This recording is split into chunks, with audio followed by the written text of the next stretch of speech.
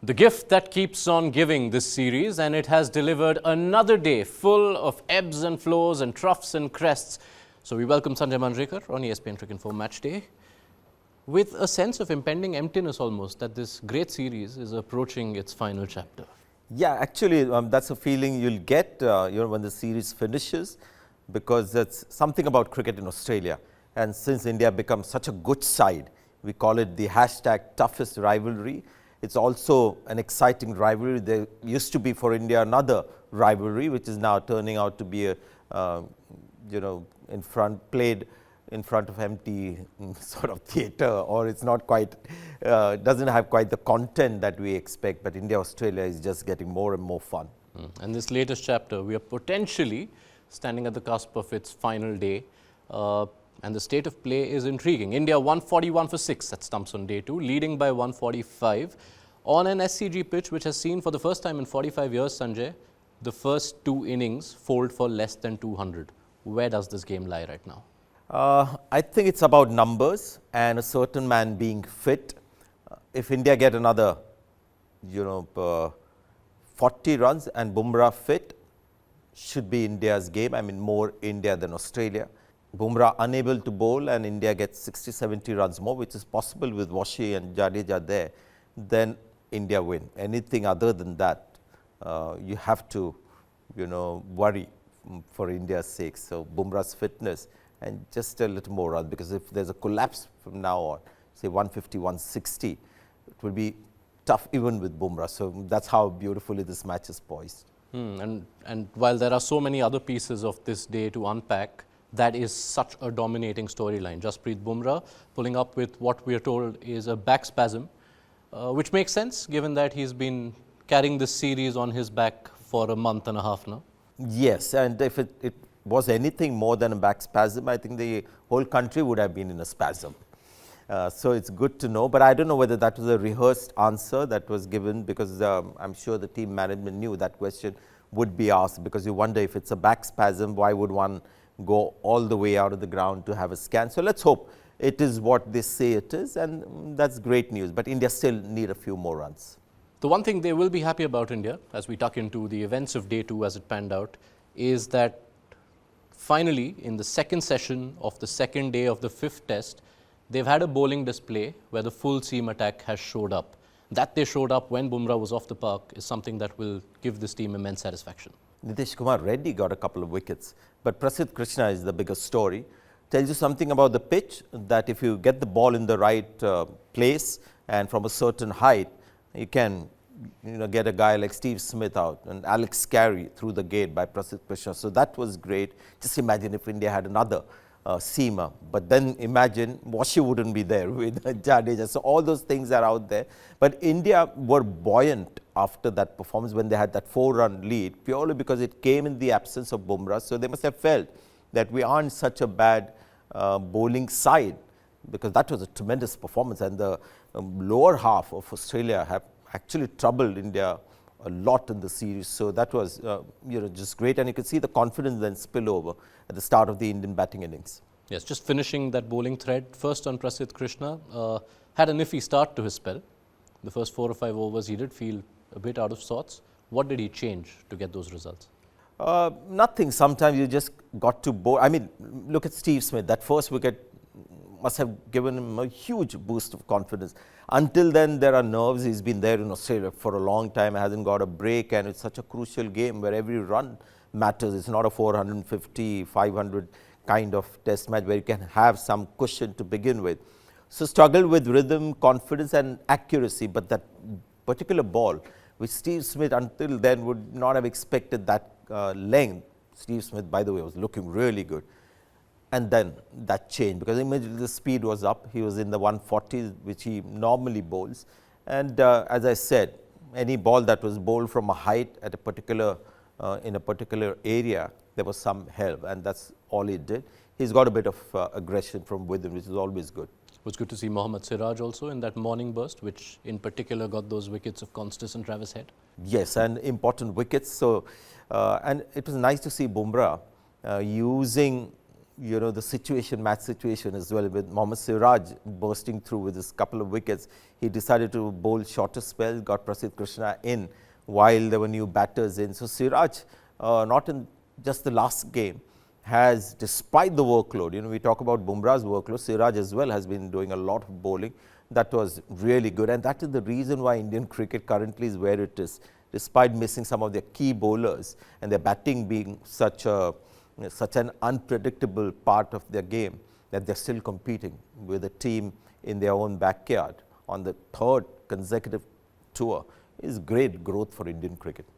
Australia's batting relied on their debutant to get to 181. Beau Webster coming in at 39 for 4 on debut and looked perhaps the most assured Australian batter outside of Steve Smith. Yeah, maybe selectors have to wait now 8-9 years of first-class cricket experience before they get that player into Test cricket, because we have the example of Mike Hussey, who played a lot of first-class cricket, really impressed, and shows also, interestingly, that there's Mitchell Marsh, obviously a star in many ways, white ball, Ashes, had a good series, but they saw his problems. And, I think there's somebody sitting there who's visualizing Mitchell Marsh playing in Sydney. Do you think he's really going to get any better, or it's going to be more of the same? And they thought more of the same, dropped him, didn't rest him, dropped him, and got this guy at the right time when he's feeling good about himself with his performances. With his height on a helpful pitch, he'll be a slightly better bowler than Mitchell Marsh, but his batting was very organized. And I was really keen to see him bat against Jadeja, against spinners. Looked assured there as well. So he is going to be a stumbling block down the order with Cameron Green, Mitchell Marsh, and Beau Webster. It's going to be a real fight among these three to grab that spot down there. All right. So Australia finished on 181, which effectively turned this game into a one-inning shootout. That India are in any position to compete at this point rests primarily on one man, because you remove one innings and the scorecard reads 80 for 5 and 26.3 overs. Rishabh Pant, thoughts? Thoughts is this is what Rishabh Pant is, and if India go on to win the game and Australia don't quite get there, it's the Rishabh Pant's innings that's going to be the difference. Took the pitch out of the equation. On that same pitch, when top class batters are struggling, he's forced the Australian captain to have fielders in the deep. And if it was just him taking a chance, if it was madness, he would not be averaging over 40 in Test cricket, would not have 990s and 700s. I keep forgetting that number. I mean, he wouldn't have that kind of a record. So you've got to respect what he has. And when he got out, if you saw his reaction, he aims for the sky. He would have got a big one. He would have got 120, 113 quick time, and then the match is sealed for Australia. They have no chance, and that is what you get with Pant. And you don't want to get into his software in any way. He has to play the way he thinks best. So only serves as a reminder, not fresh evidence, but a reminder of the benefits of letting Pant do his thing.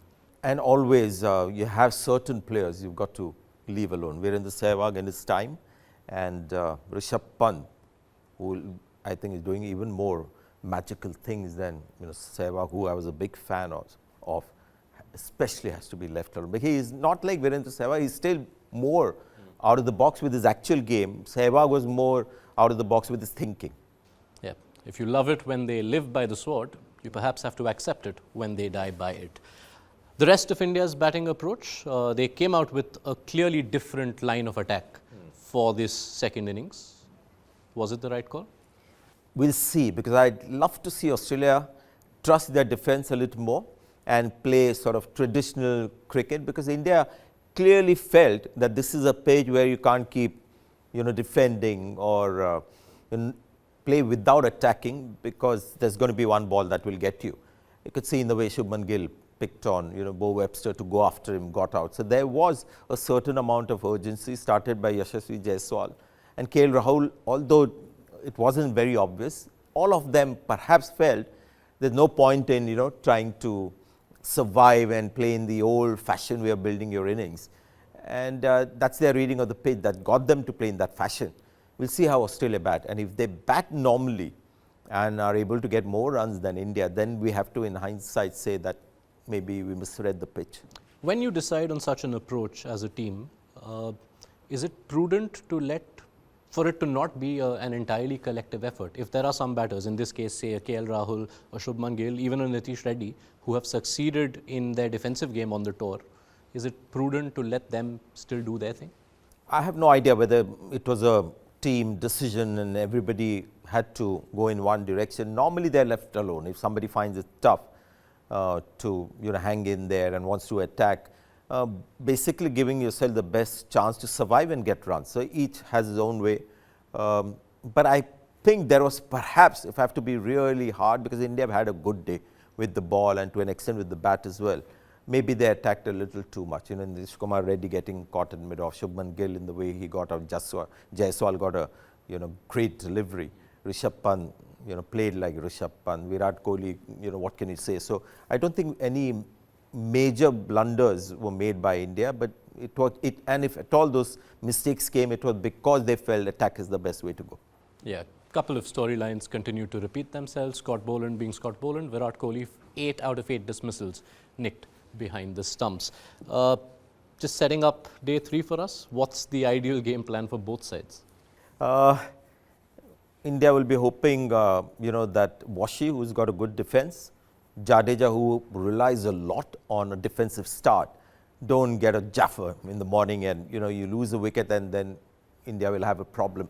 If at all there's one batter who stays till the end, I'm hoping that is Washington Sundar, because he has that kind of a game. Jadeja has become, he builds his innings more, Jadeja. So let's hope that India can add 40, 60 runs more and the support staff can do some magic on Bumrah, we'll be fine.